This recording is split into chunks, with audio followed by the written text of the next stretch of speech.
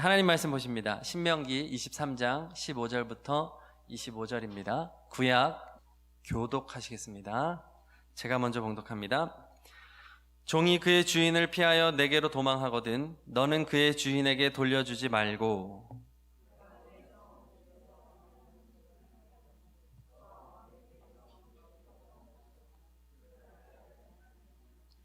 이스라엘 여자 중에 창기가 있지 못할 것이요 이스라엘 남자 중에 남창이 있지 못할지니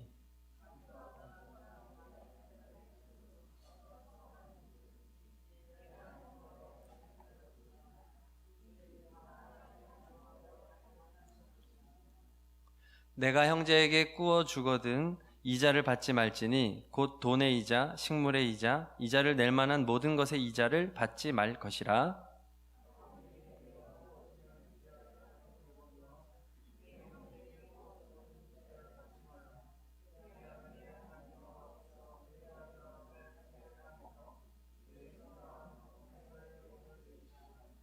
내 하나님 여호와께 서원하거든 갚기를 더디하지 말라.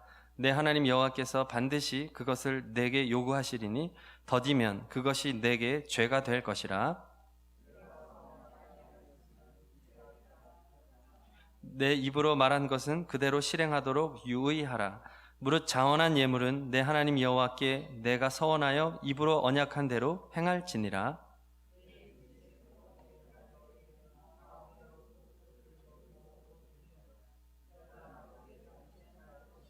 다 함께요. 내 이웃의 곡식밭에 들어갈 때에는 내가 손으로 그 이삭을 따도 되느니라. 그러나 내 이웃의 곡식밭에 낫을 대지는 말지니라. 아멘. 할렐루야. 오늘 본문 말씀은 월요일 큐티 말씀이었는데요. 더욱 깊이 은혜를 나눌 마음이 들어서 오늘 예배로 준비하였습니다. 오늘 말씀을 통해서 하나님의 말씀을 더욱 깊이 새기시기를 축복합니다. 그리고 이 말씀대로 순종하시기를 축복합니다. 네.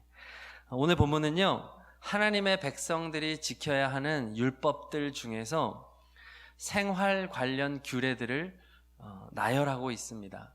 생활의 규례들. 어디에 보면 뭐 기타 규정 이런 식으로 하면서 조금 변두리 율법처럼 여겨지는데요, 아닙니다. 구체적으로 생활 가운데 이렇게 해야 한다고 하는 그런 지침들을 알려주고 있는 것인데 이것은 신앙생활에 있어서 굉장히 중요한 것입니다. 삶의 지침들을 우리가 정확하게 분별하고 가지고 가는 것이죠. 신앙생활을 우리가 뭐라고 말합니까? 믿음 생활이라고 하죠. 또 신앙생활, 믿음 더하기 생활 이런 단어죠. 우리는 잘 믿어야 됩니다. 그리고 잘 생활해야 합니다. 그 믿음대로 이 두 가지가 다 중요합니다. 성도 여러분, 하나님을 잘 믿으시기를 바랍니다. 그리고 그 믿음대로 잘 생활하시기를 바랍니다. 나의 삶의 구체적인 영역에서 하나님의 말씀을 살아내야만 하는 것이죠. 주님께서는 마태복음 7장에 나무의 열매를 보고 그 나무가 무슨 나무인지 알 수 있다라고 말씀하셨습니다. 내가 믿는 것이 내가 아닙니다. 나를 통하여 생활 가운데 적용되어지고 실천되어지고 나를 통하여 맺혀지는 열매가 곧 나인 것입니다. 그러므로 우리는 두 가지를 다 점검해야 됩니다. 나의 믿음을 점검하고 또 나의 이 믿음대로 살아가는 삶을 동시에 점검해야 하는 것이죠. 자, 그렇다면 오늘 말씀은 우리에게 어떻게 살아가라고 알려주고 있을까요? 두 가지의 목표를 말해주고 있습니다. 첫 번째, 자비로 살아가라 이렇게 말씀하십니다. 자, 무엇으로 살아가라고요? 자비, 긍휼로 살아가라. 불쌍히 여기면서 살아가라. 이것을 너희들 삶의 구체적인 목표 삼아라 이렇게 말하는 것입니다. 그러니까 자비로 살아도 되는 것이 아니라 자비로 살면 좋은 것이 아니라 반드시 자비로 살아가라 이런 말씀입니다. 15절에 보니까 종이 그 주인을 피해서 도망하거든 그 주인에게 돌려보내지 말고 이 종이 원하는 곳에 살게 해줘라. 그리고 압제하지 말아라 라고 말을 합니다.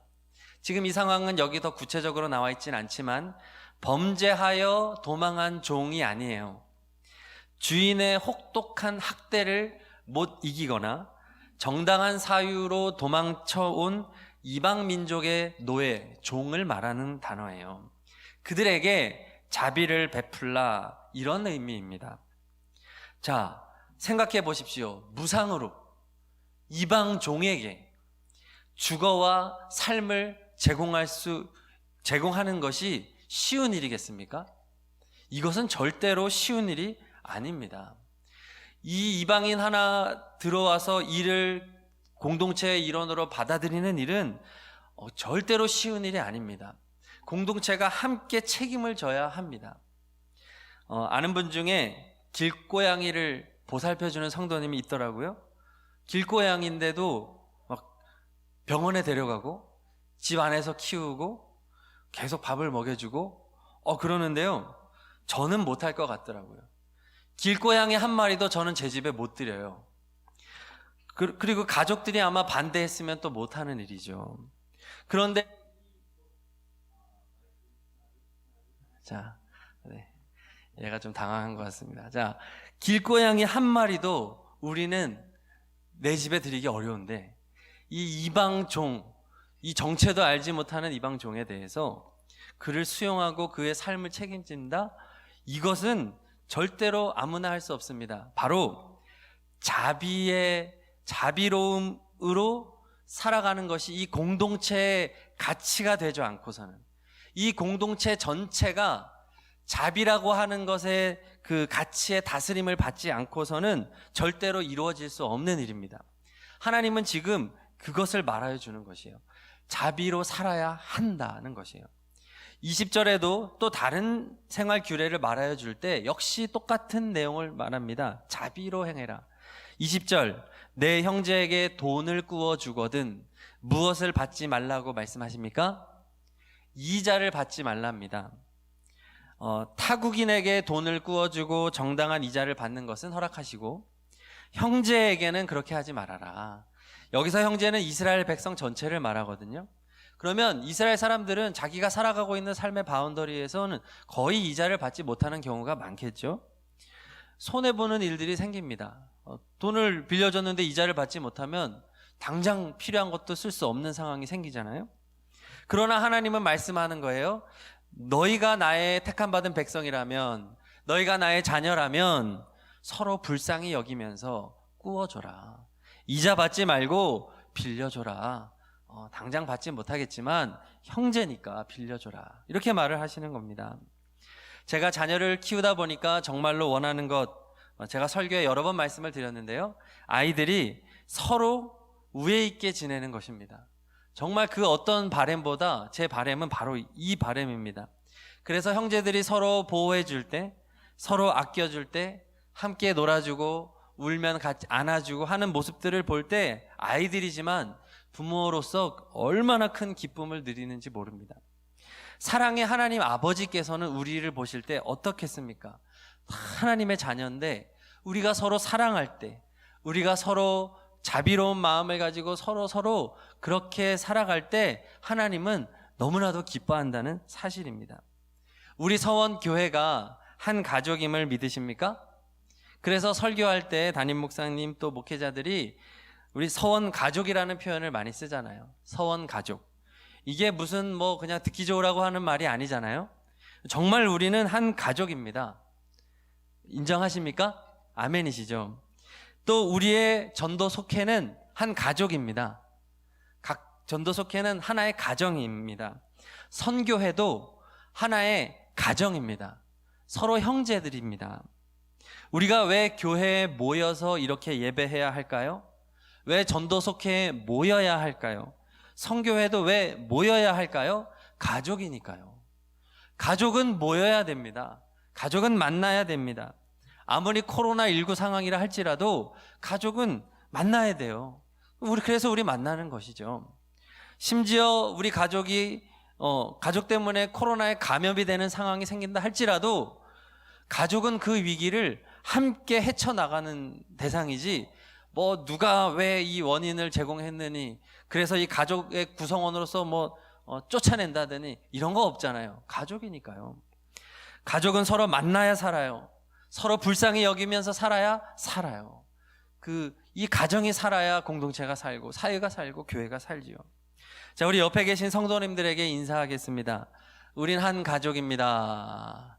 자, 우린 한 가족입니다. 네, 우리 한 가족이에요. 우리 다 가족이에요. 성도님들끼리 정말 서로에 대하여 자비로 대하시기를 축복합니다. 관심이에요. 불쌍히 여기는 것이죠. 성도님들의 처지와 상황을 보면서 상대방의 아픔을 나의 아픔으로 여기고 함께 슬퍼할 수 있고 또 그것을 위로하고 그것을 도와줄 수 있는 일에 내가 할 수 있는 최선을 다하시기를 바랍니다. 때때로 그러한 과정 중에 손해도 보지요. 불편함도 있지요. 하지만 오늘 말씀은 하나님은 그렇게 하라는 것입니다. 혹시 내 마음과 맞지 않는 분이 있습니까? 그래도 한 형제입니다. 그것을 잊지 마시기 바랍니다. 형제는 어찌됐든 함께 살아야 되고 어찌됐든 함께 비비면서 함께 때로는 다툴 수도 있지만 그래도 형제라는 의식을 가지고 있다면 우리는 서로 이해해주고 덮어주고 용서하는 단계로 나아갈 수 있을 것입니다. 나아가서 우리 교회뿐만 아니라 하나님을 섬기는 모든 이 땅의 성도들은 한 가족입니다. 가정입니다. 형제입니다. 다른 교회 교인이라 할지라도 한 형제 의식을 가지시기를 바랍니다. 그래서 함께 교회들이 연합하는 것을 우리는 열심히 해야 합니다. 저희 지방이 있지요. 연회가 있지요. 이런 그 모임과 또 그런 그 행사 또 부흥회 이런 것들이 있을 때 적극적으로 참여하시기를 바랍니다. 우리 모두가 다 한 형제이기 때문에 그렇습니다. 개교의 중심적인 사고, 우리 교회만 부흥하면 돼, 우리 교회만 문제 없으면 돼, 이런 의식은 이제 버려야 합니다. 우리 모두가 잘 돼야 되고 모든 하나님의 자녀인 교회들마다 부흥해야 되고 이 일을 위하여 서로 협력하고 함께 걸어가야 하는 것입니다. 자, 그리고 여기서 더 나아가서 예수님을 믿지 않는 이들까지도 주님께서 그들을 위하여 거룩한 피를 흘려주셨기 때문에 예수님 안에서 한 형제임을 우리는 기억해야 합니다. 그것을 인정해야 합니다. 집 떠난 탕자와 같지만 회복해야 되는 우리의 형제임을 고백하시기를 바랍니다. 그래서 우리의 시선이 항상 세상에서 예수님을 믿지 않는 이들을 향해 있어야 하는 것입니다. 잃어버린 자식들이기 때문에 그렇습니다. 내 마음 잘 맞는 형제들과 계속해서 잘 지내는 것도 중요하지만 이 형제 공동체에서 이탈한 탕자와 같은 형제가 있다면 그 형제 때문에 평생 쓰린 가슴을 안고 그 형제를 위하여 기도하고 그 형제가 다시 바른 형제 공동체 안으로 들어올 수 있도록 힘쓰는 것이 마땅한 도리가 아니겠습니까? 하나님의 마음이 그들을 향해 있습니다. 예수님을 믿지 않는 우리 태신자들을 항상 주목해서 보고 그들이야말로 우리의 자비가, 하나님의 자비가 필요하다는 것을 인정하고 그들을 위하여 성도 여러분 중보기도 해 주시기를 바랍니다. 이것은 선택이 아니라 필수입니다. 그들을 위하여 실질적인 도움을 작은 것이라 할지라도 베풀어 주시기를 바랍니다. 그것이 하나님이 오늘 우리에게 말씀하여 주시는 자비로 살라는 것입니다. 그런데 여기서 주의사항이 있습니다. 24절, 25절 함께 읽겠습니다. 24절, 25절 시작. 내 이웃의 포도원에 들어갈 때에는 마음대로 그 포도를 배불리 먹어도 되느니라. 그러나 그릇에 담지는 말 것이요. 내 이웃의 곡식밭에 들어갈 때에는 내가 손으로 그 이삭을 따도 되느니라. 그러나 내 이웃의 곡식밭에 낫을 대지는 말지니라. 아멘. 가난하여 굶주린 이들이 포도원과 곡식밭에 들어가서 배불리 먹는 것은 좋아요. 그러나 그릇에는 담으면 안 됩니다. 곡식에 낫을 대서는 안 됩니다. 그러니까 선이 있다는 거예요. 우리는 모두가 다 자비로 살아가야 되는데 그러다 보면 누구는 베풀어야 되지만 누구는 이 도움을 받아야 되거든요. 우리 중에도 도움을 받는 이들에게 선이 있다는 것입니다. 도움을 너무 당연하게 받지 말라는 것이죠. 불법으로 더 취하지 말라는 것이죠. 그래서 자비를 베푸는 자들이 계속해서 기쁨으로 베풀게 해주고, 도움을 받는 이들은 또한 감사함으로 도움을 받고, 사회의 일원으로서 스스로 일어나고 회복할 수 있도록 자신의 자리에서 최선을 다하는 그것이 있다는 것입니다. 그것을 곡식에 낫을 대거사 그릇에 담으면 그것을 자신의 수익으로 또 삼을 수 있고, 노동하지 않고 부당한 이득을 취할 수 있기 때문에 그렇죠. 자, 여기에서 우리의 성도들의 인식, 무조건 복지로 가는 건 옳지 않다는 거예요. 자비로운 복지가 이루어져야 하겠지만 복지도 선이 있다는 것이죠. 지혜가 있다는 것이죠. 이러한 교훈들을 우리는 성경을 통해서 또한 얻어야 되는 것입니다. 자, 믿음 생활의 첫 번째 목표는 바로 자비였습니다. 반드시 자비로 살아가는 복 있는 성도님 되시기를 축복합니다. 네. 자, 두 번째로요. 믿음 생활의 두 번째 목표는 거룩입니다. 거룩. 17절과 18절 다시 한번 읽겠습니다. 17절, 18절 시작. 이스라엘 여자 중에 창기가 있지 못할 것이요 이스라엘 남자 중에 남창이 있지 못할지니 창기가 번돈과 개 같은 자의 소딕은 어떤 서원하는 일로든지 내 하나님 여호와의 전에 가져오지 말라.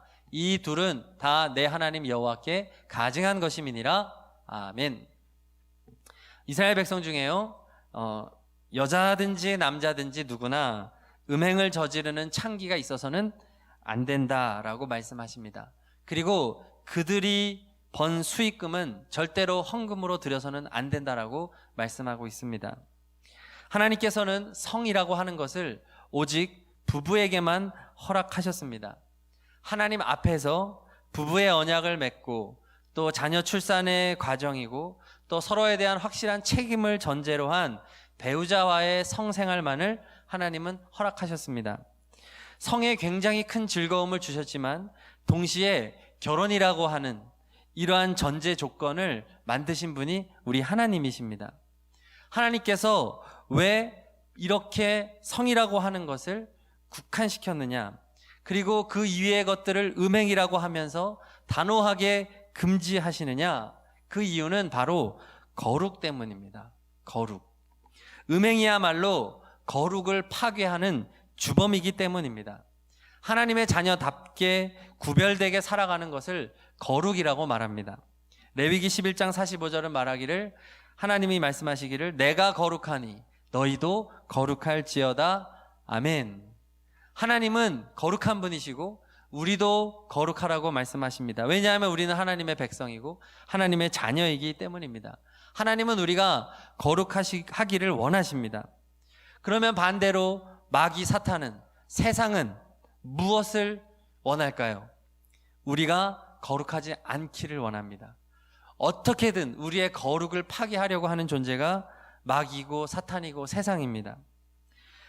마귀의 목적, 거룩을 파괴하는 것입니다. 마귀의 전략, 그 모든 것이 다 거룩을 파괴하는 것과 연결이 됩니다. 육체적인 쾌락을 향해 절제 없이 달려가라, 조건 없이 달려가라, 마음이 원하는 대로 본능대로 살아가라, 이렇게 자극적인 것으로 유혹을 합니다. 그래서 성도들을 유혹할 때 사탄은 광명한 천사처럼 다가와서 다른 것들은 다 주면서 요 거룩 하나를 빼가려는 시도를 합니다. 요 거룩만 상실하면 결국 성도는 다 잃어버리기 때문에 그렇습니다. 그래서 종교 생활을 열심히 하게 만듭니다. 종교 생활은 열심히 하게 만들면서 은밀하게 이 거룩이라고 하는 것에 손상을 가하는 것이죠. 거룩이라고 하는 것을 조금씩 손해를 보면서 종교 생활을 잘하게 만들면서 미혹시키는 것입니다. 결과적으로 많은 것을 이룬 것 같지만 이 거룩을 잃어버린 성도와 또 이 거룩을 잃어버린 교회는 결국은 모래 위에 성을 쌓은 그런 성처럼, 또 모래 위에 쌓은 집처럼 다 무너져 버리게 되는 것입니다.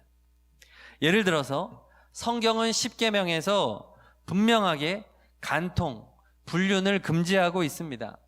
그러나 이제 20세기가 들면서 세계 곳곳에서 이 간통죄가 폐지가 됐죠. 우리나라도 2015년 2월에 헌법재판소에서 간통죄가 헌법에 위반된다고 결정하고 이 간통죄를 폐지했습니다.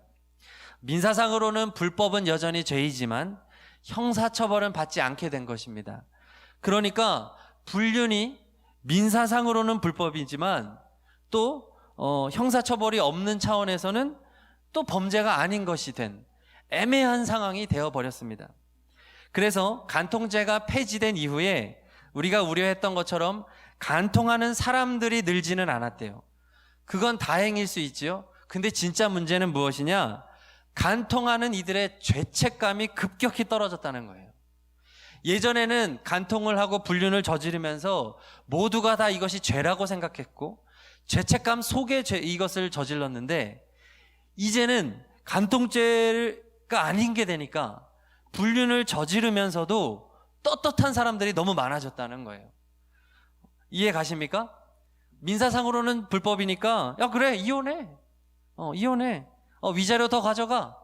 그러나 뭐 이것 때문에 뭐 형사처벌은 받지 않고 결혼의 서약, 하나님 앞에서의 그 약속, 이 가정의 가치라고 하는 것이 이제는 더 바닥으로 떨어진 것이죠. 그러면 장기적으로 봤을 때 얼마나 이것이 거룩함이 손상이 되겠습니까? 그러면 교회 안에도 똑같은 것이죠. 동성애도 그렇습니다. 성경은 명백하게 동성애를 금지하고 있습니다. 그러나 세상은 점점점 동성애를 허용하고 있습니다. 인간에게 그런 욕구가 있다는 거예요. 동성을 사랑할 수 있는. 누군가는 태어나면서부터 유전적으로 동성애적인 기질과 성향을 타고났다는 거예요. 과학적으로 증명이 됐다는 거예요. 그러면서 어쩔 수 없다. 어쩔 수 없다. 이 동성애는 또 다른 종류의 사랑이다. 아름다운 것이다. 이렇게 나아가고 있습니다. 자, 이렇게 계속해서 나아가다 보면 이제 동성애를 죄라고 말하는 교회와 성도는 이제 죄인이 되는 것입니다. 반대로. 성경의 가치, 성경의 세계관이 갈수록 무너집니다. 성경의 가치, 성경의 세계관이 무엇입니까? 거룩이죠. 사탄은 계속해서 이 거룩을 무너뜨리는 것입니다. 교회가, 성도가 세상과 다르다는 것을 무엇으로 증명할 수 있겠습니까? 거룩입니다. 성도의 거룩한 삶입니다. 주님이 우리에게 가르쳐 주신 주기도문은 어떻게 시작합니까? 하늘에 계신 우리 아버지, 아버지의 이름이 거룩히 여김을 받으시오며 이렇게 기도합니다.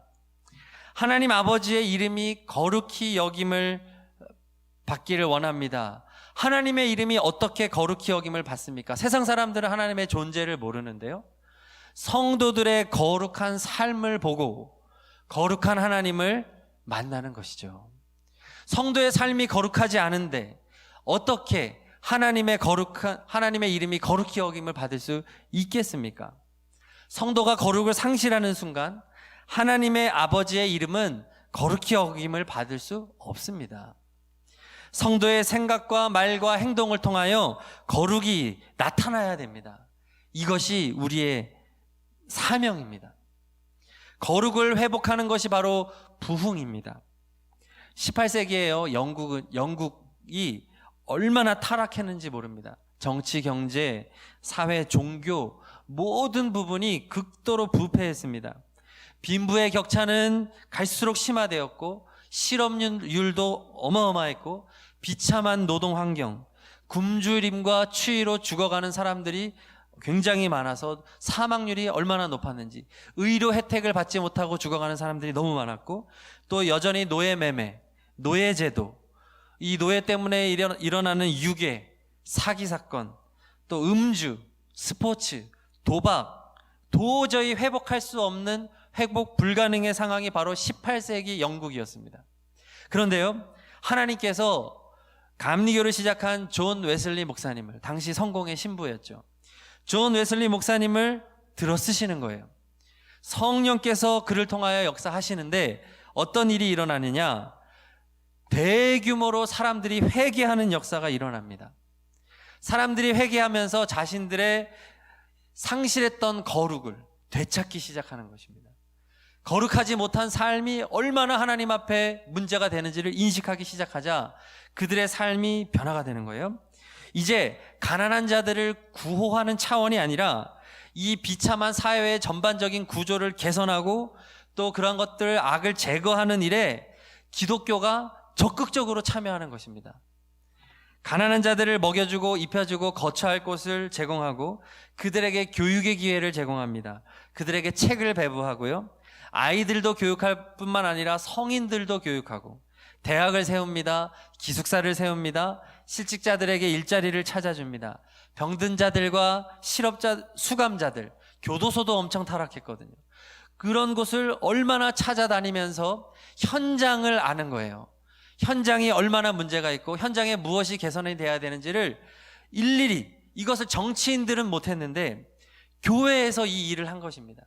그래서 이 비참한 상황, 이 사회를 개혁하는 일에 수많은 아이디어를 교회에서 찾아내고 교회에서 그것을 이뤄낼 수 있도록 다 가이드를 해주고 성도들이 거룩을 회복하게 되자 이러한 일들이 일어나게 되는 거예요. 그 결과로 수많은 술집이 문을 닫습니다. 사회 문제가 해결이 됩니다. 빈부의 격차가 줄어들고 여성의 지위가 향상이 되고 또 노예제도와 이런 것에 대한 싸움이 본격적으로 일어나고 어떤 정치인들도 하지 못했던 일들이 거룩을 회복하게 되자 교회를 통하여 성령님께서 이 일을 하셨던 것입니다. 이 부흥과 이 거룩의 회복이 얼마나 놀라웠는지 이 일을 통하여 감리교가 생겨난 것입니다. 성도 여러분, 감리교인임을 자랑스럽게 여기시기를 바랍니다. 우리는 그저 믿기만 하는 사람이 아니라 그렇게 살아내는, 생활하는 그런 사람입니다. 그런데 그 두 가지 방향은 자비의 방향이고 또 하나는 거룩의 방향이었습니다. 자, 그런데 지금 사회는 어떻죠? 통계적으로 볼 때 교회가 세상보다 거룩하다고 하는 통계가 없어요. 교인들이 세상 사람들보다 뭐 더 나은 면을 찾아볼 수가 없는 것입니다. 확실히 우리가 나아야 되지 않습니까? 성도들의 도덕적인 수준, 세상적인 법에만 해도 훨씬 우리가 좋아야 되지 않습니까? 하나도 차이가 없다는 거예요. 성도도 똑같이 외도하고 불륜을 저지르고 음란하고 교회 안에서 이것에 대하여 제동장치가 없고 다 쉬쉬하고 그냥 교회 안에서만 거룩이지 교회 밖을 나가면 다 똑같은 세상 사람으로 살아가고 있는 이러한 현실인 것입니다. 성도 여러분, 우리에게 이 거룩이 반드시 회복돼야 될 줄로 믿습니다. 이제 제가 성도님들을 신방하고 또 대화를 하면서 느끼는 것이 바로 이것입니다.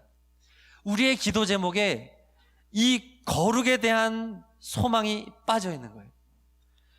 자신의 기도 제목을 점검해 보십시오. 그 기도 제목들이 잘못됐다는 게 아닙니다. 필요합니다. 기도해야 됩니다. 그 중에 거룩한 기도의 제목들이 있습니다. 그러나 그 기도 제목들 중에 하나님, 거룩한 성도 되기를 원합니다. 하나님, 거룩한 가정 되기를 원합니다. 이 간절한 소망과 기도의 제목이 빠져있는 가정들이 굉장히 많다는 거예요. 그것이 우리의 소원이 아닌 거예요. 성도 여러분, 오늘 거룩의 목표가 우리의 각 개인과 가정과 교회와 속회와 선교회와 우리가 살아가는 공동체 속에 회복되기를 소망합니다. 하나님에게 영광 돌린다고 하는 것이 무엇입니까? 그저 헌금을 많이 하고 세상 사람들이 이루는 그 성공보다 더 높은 성공을 이루고 이런 업적과 성취를 남기는 것이 하나님께 영광 돌리는 것이 아닙니다. 하나님 앞에서 하루하루를 거룩하게 살아가는 것이 하나님께 영광 돌리는 것입니다. 내 삶의 악을 버리는 것, 작은 악도 내 삶에 용납하지 않고 내 생각 하나까지도 다 예민하게 걸러내고 내게 허락된 배우자, 내게 허락된 가정에 만족하고 감사하면서 거룩한 하나님의 자녀답게 거룩하게 살아가는 것, 이것이야말로 하나님께 영광 돌리는 일임을 기억하시기를 바랍니다. 먼 곳에 있지 않습니다. 그때 성령께서 거룩을 향하여 나아가는 우리의 삶을 통하여 세상을 거룩하게 만들어 가실 것입니다. 우리로부터 거룩이 회복되어야 세상도 거룩이 회복되어지고 세상에도 부흥이 올 줄로 믿습니다. 자, 그래서 제가 추천을 드립니다. 찬송가 420장을 한번 펼쳐주시기를 바랍니다. 420장입니다. 네, 일부러 가사를 준비하지 않았습니다. 본인의 찬송가로. 찬송가 420장을 우리 반주에 맞춰서 한번 4절까지 한번 불러보겠습니다. 본인 성경책으로. 그리고 할 수 있다면 이렇게 표시를 이렇게 해주셔도 좋겠습니다. 이게 숙제입니다. 이 찬양을 매일 한 번씩은 부르기. 자, 420장. 이 고백이 날마다 우리 고백되기를 원합니다. 자, 찬양하시겠습니다. 자, 가사를 곱씹으면서 찬양하십니다. 너 성결케 위해 늘 기도하며 너 주 안에 있어 늘 성경 보고 온 형제들 함께 늘 사귀면서 일하기 전마다 너 기도하라. 너 성결케 위해 내 머리 숙여 저 은밀히 신내 주께 빌라. 주 사귀어 살면 주 닮으리니 널 보는 이마다 주 생각하리. 너 성결케 위해 주 따라가고 일 다급하여도 당황치 말고 참 즐거울 때나 또 슬플 때나 너 주님만 믿고 늘 따라가라. 너 성결케 위해 늘 기도하며 내 소원을 주께 다 맡기어라. 너 성령을 받아 주 섬겨 살면 저 천국에 가서 더 잘 섬기리. 아멘. 성도 여러분, 이 찬양을 날마다 부르시기를 바랍니다. 그리고 할 수 있으면 이 가사를 다 통으로 외우십시오. 이것이 우리의 목표가 돼야 됩니다. 성결이 거룩이잖아요. 거룩, 성결을 목표로 살아가시기를 바랍니다. 한 가지 이야기만 더 드리면 오늘 본문 21절, 23절에 서원에 대한 이야기가 나옵니다. 서원하면 갚기를 더디하지 말고 속히 그것을 실행해라. 이 이야기가 어떻게 보면 뜬금없는 이야기가 들어갑니다. 제가 그동안 자비로 살아야 된다, 또 하나 거룩을 목표로 살아야 된다고 말했는데 이 흐름과 좀 다른 것처럼 느끼지만 사실은 같은 것입니다. 서원이 무엇이냐 하면 하나님께 약속하는 것이거든요. 어떤 의무를 제가 이행하겠습니다. 또 어떤 일은 제가 이제는 하지 않겠습니다. 그리고 하나님께 약속한 예물을 제가 바치겠습니다 라고 하는 것이 서원이거든요. 자, 그런데 22절에 보면 서원하지 않으면 죄가 없는데 왜 굳이 서원을 할까요? 왜 서원이라는 게 있을까요? 그것은 하나님이 서원을 원하시기 때문입니다. 서원의 내용이 뭐냐 하면요, 자비로 살아가겠다, 거룩을 목표로 살아가겠다, 이게 서원이거든요. 그러니까 우리가 자비로 살아가고 우리가 거룩으로 살아가는 것을 도와주는 장치가 바로 서원이에요. 그래서 예를 들어서요, 하나님, 제가 이러한 목적으로 어려운 이들을 위해서 제가 이 정도의 금액을 작정 헌금을 하겠습니다 라고 서원하는 거예요. 그리고 하나님, 제가 이제 거룩을 위해서 이제 머리에 삭도를 대지 않고 경건하게 어느 기간 동안에 살겠습니다. 나실인의 서원. 하나님, 제가 금식을 하겠습니다. 이 모든 서원의 내용들이 사실은 다 이거예요.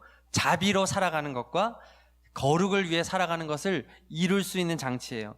우리가 일반적으로 기도할 때는 이런 다짐이 없을 때는 이런저런 이유로 실천이 안 될 때가 많거든요. 기도할 때는 할 것 같았거든요. 근데 기도하고 돌이켜서 이렇게 살다 보면 그 기도 내용대로 순종을 안 하는 게 솔직히 우리잖아요. 서원을 하면 그런데 지킬 수밖에 없는 거예요. 강력한 장치. 하나님이 이걸 만든 것입니다. 반드시 지켜야 되거든요. 성도 여러분, 하나님께서 서원을 기뻐하십니다. 선택으로 주셨지만 기꺼이 자원하는 마음으로 서원할 때, 그리고 그것을 이행할 때 하나님 좋아하십니다. 그래서 서원은요, 결단의 그 강력한 결단이라고 말할 수 있어요. 우리가 기도할 때도 결단 기도를 해야 되잖아요. 말씀을 듣고 은혜를 받았으면 우리는 꼭 결단을 해야 되는데, 이 결단 중에서도 강력한 결단이 바로 서원이에요. 무슨 일이 있어도 지켜야 되거든요. 자, 우리 교회가 무슨 교회죠? 서원교회잖아요. 저는 오늘 우리 이거 귀담아 들어야 된다고 생각합니다. 성도 여러분, 오늘 우리에게 이 서원이 회복되기를 바랍니다. 하나님, 그동안 제가 돈 있으면 좀 자비롭게 살고, 건강 있으면 좀 베풀고, 이런 어떤 선택적인 자비 생활, 그리고 거룩도 그냥 어떨 때는 좀 이게 되다가 그렇지 않고 살면서도 크게 죄책감도 없이 그냥 아무렇지도 않게 죄짓고 살아왔던 삶을 이제는 청산하고 하나님 앞에 정말 서원하는, 자비를 서원하고 거룩을 서원하며 살아가는 제가 되겠습니다. 이러한 서원이 회복되는 우리 서원교회가 되기를 바랍니다. 우리에게 성도 여러분, 이제 이 결단이 있기를 바랍니다. 자, 이제 말씀 붙잡고 다 함께 기도하십니다. 하나님께서 우리에게 원하시는 것은 잘 믿는 것뿐만 아니라 그 믿음대로 잘 살아가는 것입니다. 두 가지를 말씀드렸습니다. 하나는 자비로 살아가는 것이고, 또 하나는 거룩을 목표로 살아가는 것입니다. 기도할 때 정말 서원 기도에 버금가는 그러한 결단을 가지고 하나님, 날마다 자비를 베풀며 살겠습니다. 거룩을 목표로 삼고 구별된 존재로 살아가겠습니다. 결단하면서 주여 3번 부르짖고 합심으로 기도하십니다.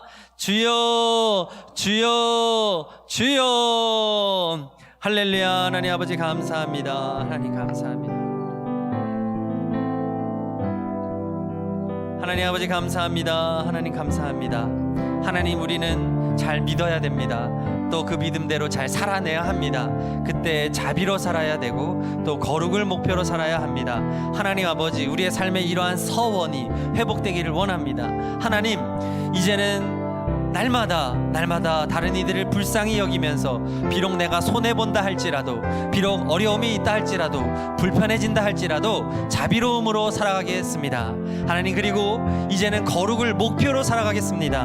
하나님, 내 생각과 내 말과 내 행동이 하나님 보시기에 흠이 없고 온전한 그 목표를 가지고 하나님, 거룩한 삶, 정결한 삶 살기를 원합니다. 성결한 삶 살기를 원합니다. 하나님, 우리에게 이것이 회복되기를 원합니다. 이 거룩이 회복될 때 참된 부흥이 우리에게 임할 줄로 믿습니다. 참된 하나님의 나라가 이 가운데 임하고, 하나님, 이 땅이 하나님의 나라로 회복되어지고 18세기 영국에서 일어났던 것처럼, 또 아버지 하나님 1907년 평양 대부흥을 시작으로 이 땅에 임했던 부흥과 같은 그러한 거룩의 회복의 역사가 우리 가운데 일어나게 하여 주시옵소서. 하나님 아버지, 우리 한 사람 한 사람이 이러한 자비와 거룩의 회복, 그 인생의 목표의 회복이 있게 하여 주시옵소서. 하나님, 우리 한 사람 한 사람에게 구체적인 삶의 지침을 주시옵소서. 우리가 적용할 수 있는 그러한 지혜를 주시옵소서. 뜬구름 잡는 신앙, 아버지 하나님 말로만 하는 신앙, 그러한 신앙을 이제는 버리게 하시고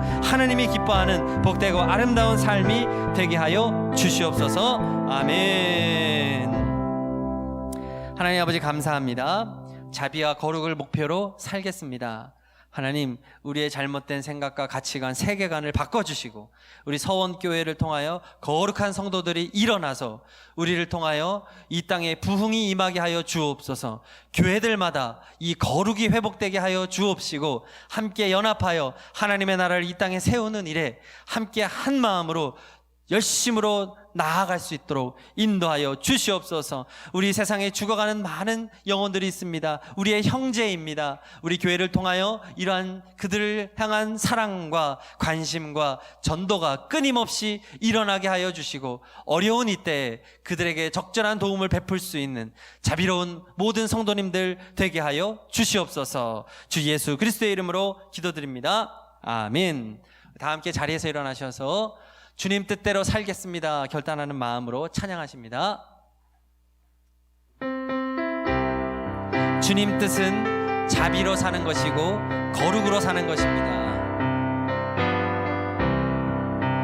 주님 뜻대로 살기로 했네. 주님 뜻대로 살기로 했네. 주님 뜻대로 살기로 했네. 한 번 더 주님 뜻대로 살기로 했네.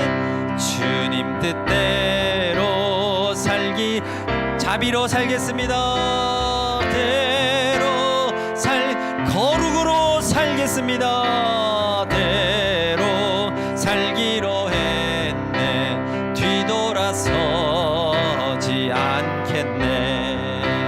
이 세상 사람 날 몰라줘도, 이 세상 사람 날 몰라줘도, 이 세상 사람 날 몰라줘도 뒤돌아서지 않겠네. 세상 등지고, 세상 등지고 십자가 보네. 세상 등지고 십자가 보네. 세상 등지고 십자가 보네. 뒤돌아서지 않겠네.